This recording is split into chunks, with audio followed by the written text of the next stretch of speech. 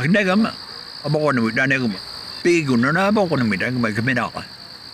Those the bigon when gul no go it, the bigon, I'll come on a monkey show. Now power na mess up na there. Now mo easy guess na wawan.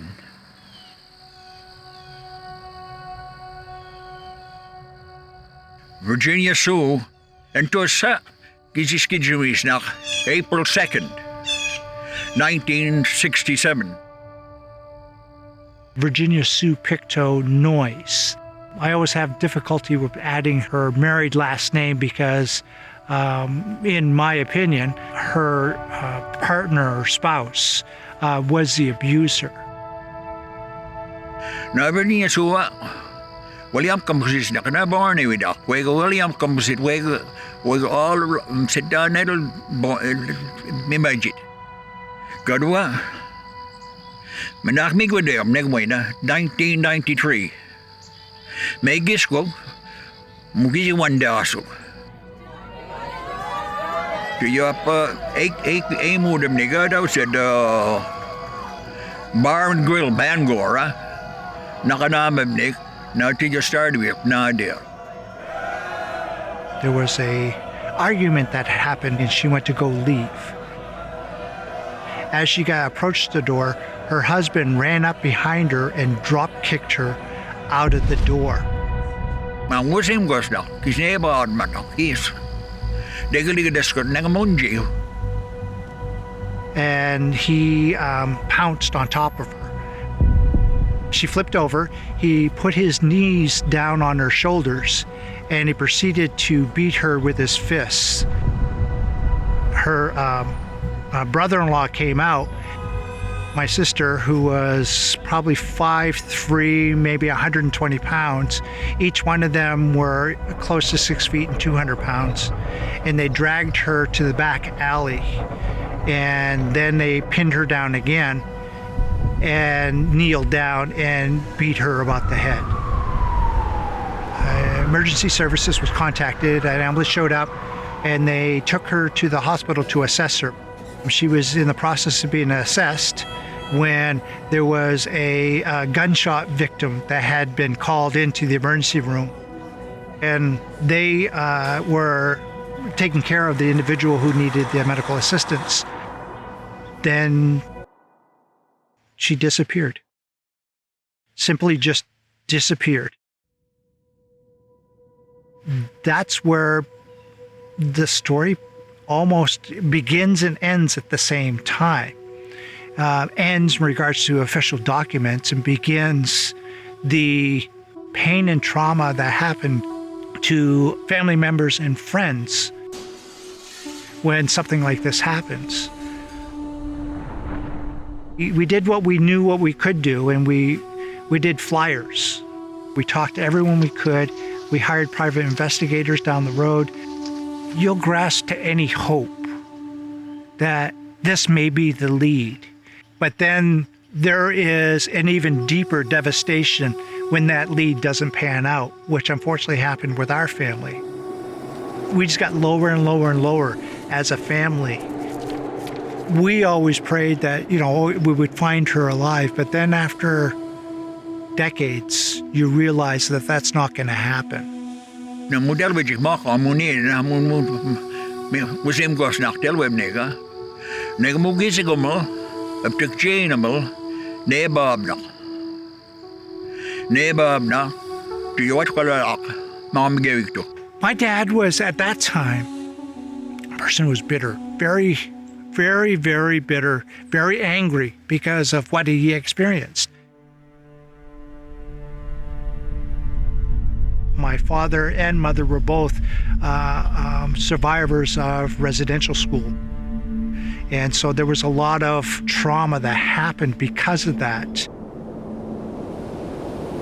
Eliab Nindo said, Eliab Nindo, get your shore to go.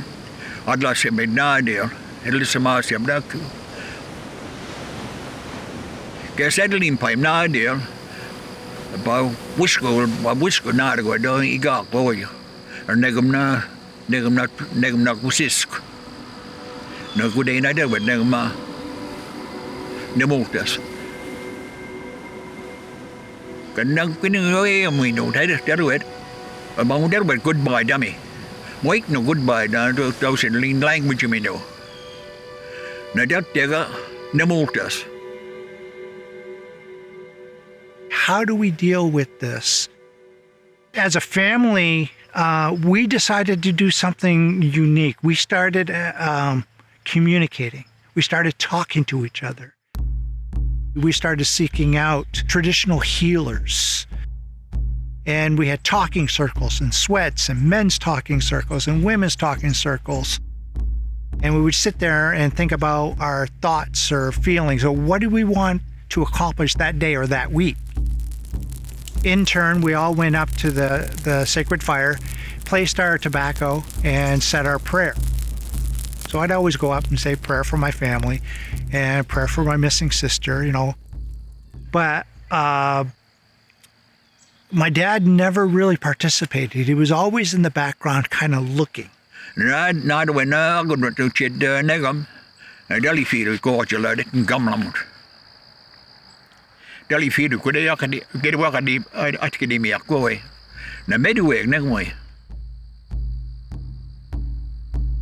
And then one day he decided to attend a morning talking circle. And he kind of whispered, he goes, you know, what do I do? I go, okay, Dad, okay, just stand beside me. And I had a little bit of a tobacco. I go, hold out your left hand. He did. And I sprinkle a little tobacco in his hand. I go, okay, put it there and think your thoughts. What do you want that to do? What do you want it to help you with? I still remember my dad walking up. He walked up. There was nothing in that way go on. Well, on this name of the Nagwek. Well, I need you to get name would you? Well, you know, he said his prayer in Megawalk. And I go, wow. My heart burst with joy. And then I witnessed an event that I did not think that was possible. Sometimes in the fall, you see a leaf, you know, laying down on the ground, and it's all dry and brittle. And when my father stood at that sacred fire and prayed, I witnessed a miracle of that dry, brittle leaf be infused with life again. And I saw that talking circle transform my father to the person he is today. Reconnect with your community. They're there for you. Their arms are open. All you have to do is just raise your hand and say, hey, I need help. That's the spark that's needed to begin the healing process. We have come out stronger as a family. Maybe one day, if we can gather all those pieces of spirit together, maybe we can bring her home.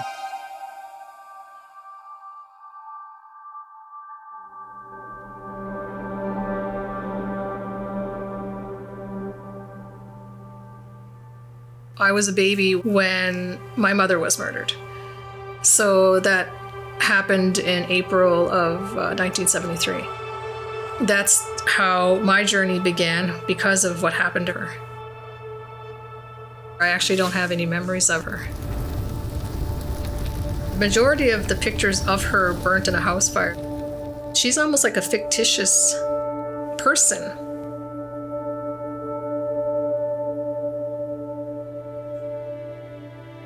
I've just recently read all the court transcripts and read what happened and how it unfolded. She had to have a closed casket. So you have to imagine the extent of that brutality, that the casket had to be closed. She was so viciously attacked, she was almost unrecognizable. The face is erased. Not the back, the legs, the arms. It's the face. He wanted to erase her. I can't imagine what it's like for someone to hurt you like that.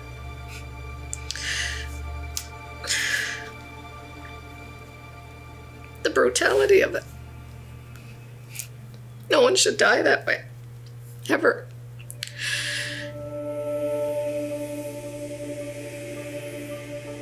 Canada tried to eliminate, extinguish, exterminate their Indigenous people. And Canada's done an excellent job of hiding it. So in order to change the way the systems have been operating and the way its people exist, you have to be aware of history. Because what's written has been false. It's a false narrative of their own country. It took 500 years to make this mess. I'm not sure exactly how much time it's going to take for this to turn around. I hope not as long. I really hope that it isn't. I hope that my daughters don't have to feel like they gotta have their guard up and it be based on the color of their skin. I hope that we are raising our sons to be equally responsible in preventing this type of action. I hope that amongst citizens of Canada, many of these issues might be less prevalent, I hope. I'm very hopeful, I think. I'm a hopeful person. I hope that there's less and less stories like these. That's my biggest hope.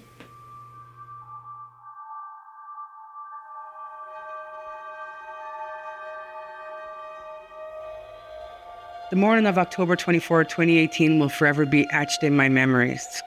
Those memories will haunt my family forever. It took me 26 months to actually talk about this. Those things I will never forget. It's just hard for me to start from, like, where do I start? My daughter Cassie was, how I like to say it, she was pure of light. She just was God sent. I think God just sent that child to me for a reason. Cassidy was a little firecracker is what my favorite terminology for her. She was only about 4 feet tall, a little bit more than that. So tiny. I'm not even tall, but she was tiny. She was very educated. She was very smart. She graduated high school, highest honors. Like, I knew my Auntie Catholic my whole life, and she's always been there. She was like a big sister, but then she was like a mother, too. Full of energy, full of life, full of love, full of compassion. Everybody just loved her. You know, they just loved her. Yeah. So when she died, it wasn't only me that morning, it was the whole community that morning. What happened to her? She was murdered. She had an off and off again boyfriend. I don't even like saying his name. When he started dating her, he was good to her.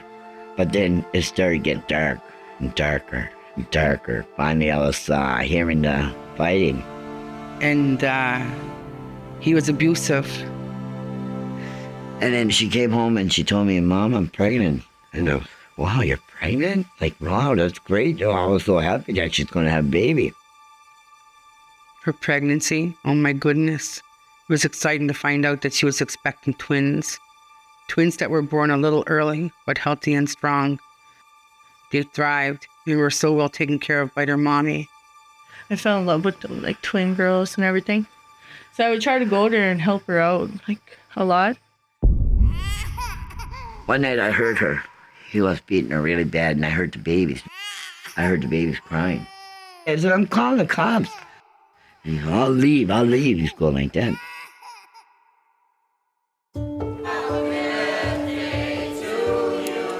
So then it was my birthday. We had this party. I told her, I'm going to Eski. And she says, oh, that's good. She said, I got a surprise for you. She told me. She went and got me a cake. She got me a candle, little stuff from the dollar store, you know, little thing. And she said, Mom, I just want you to know how much me and the girls appreciate everything you do for us, she said. So I said, I'm not going to Eski. And I said, I'm going to stay home with you, I told her. She told me, she said, you can go, Mom, just go, it's all right, she said. Go and have fun, she said, it's your birthday. So I'm like, okay, all right. I gave her a hug and a kiss, and that was the last time I spoke to her. Those last things that we said to each other. It It was like a Sunday. I left Friday, Saturday. I kept in contact with her because we both had fun at that time, and we said we're going to keep in contact. I talked to her Friday, talked to her Saturday, talked to her Sunday, and then I called Monday. I waited for her to reply, and it already didn't feel good. Oh, Tuesday, I'm not feeling good. I am just not feeling good. I knew something was wrong, like, you know, you got a gut feeling, you know something's wrong, right? And like, it's raining so hard outside, and it's like, the only thing I can remember, it was like a solid rain, and weird rain. It was just weird. So I told Bree, I said, I haven't heard from her since Sunday. And Bree looks at me, she goes, really? She said, I haven't heard from her either since Sunday. I mean, we must have flew to Wycombe, that's how fast we were going. So then when I got to the house, she didn't answer the door. So I was banging on the door, she wouldn't open it. And I'm like, yes, like screaming, and she wouldn't answer. I tried to listen in the door, I couldn't hear nothing. She has babies. I didn't hear the babies. And Bree looks at me, she said, Mona, something's wrong. She said, should I kick the door? I said, kick the door. I went in, and right away, you could feel the coldness of my house. My house was a different kind of cold.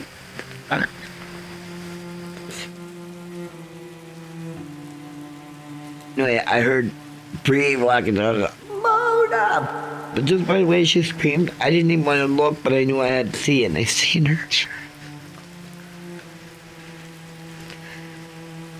That's my baby. That's my baby.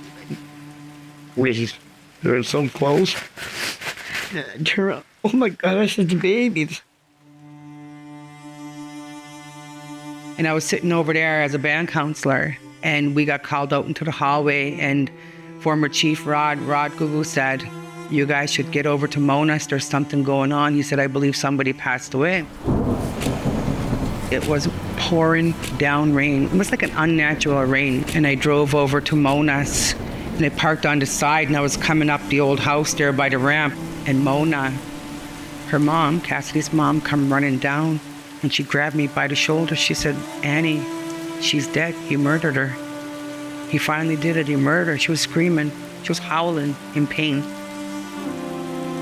When I got in there, my cousin was holding Paisley, baby, and my other cousin was holding Maya. They were there for days alone, at barely 5 months old. No heat inside, no furnace on. He shut the furnace off. Nobody changed them. No food, no water, no mom. It seemed like chaos surrounded us. Grief, shock, anger, sadness, worry, and every other emotion that no one wants to feel. Confusion sets in my head, and sadness, complete sadness that mirrored in the baby's eyes. Maya was cold. She was so cold. You got her lip had dried over. Her mouth over here. She was 6 months old. She had gone shopping, so there was bags there full of little baby clothes and baby stuff. There was a birthday cake Cassidy had bought her mom. And we were crying so hard. And like the rain just kept coming. For 2 years, I didn't sleep. I couldn't sleep. I couldn't even close my eyes without smelling the smell of death. So angry. I was so angry, not only at myself, I was so mad at that man. I was so mad at the world that a 22-year-old beautiful human being with a mother of twins left this world. What a loss he took. His charges were brought down a bit from second-degree murder to manslaughter because they couldn't 100% ensure that he'd be charged guilty for intent under second degree. I don't think 14 years is justice. No, it's not. You know, and like if he ends up dead, there's no justice at all. The fact that he was there to witness her last breath, the fact that he was there to witness her leaving this world is another injustice to us as well. We as Indigenous women are 7 times more likely to go missing and murdered than your average non-Native woman. see the pain. I see the pain all over this nation. Our society needs to change. Our society needs to start addressing the people who hurt other people, including our men who hurt our own women. And it happens everywhere.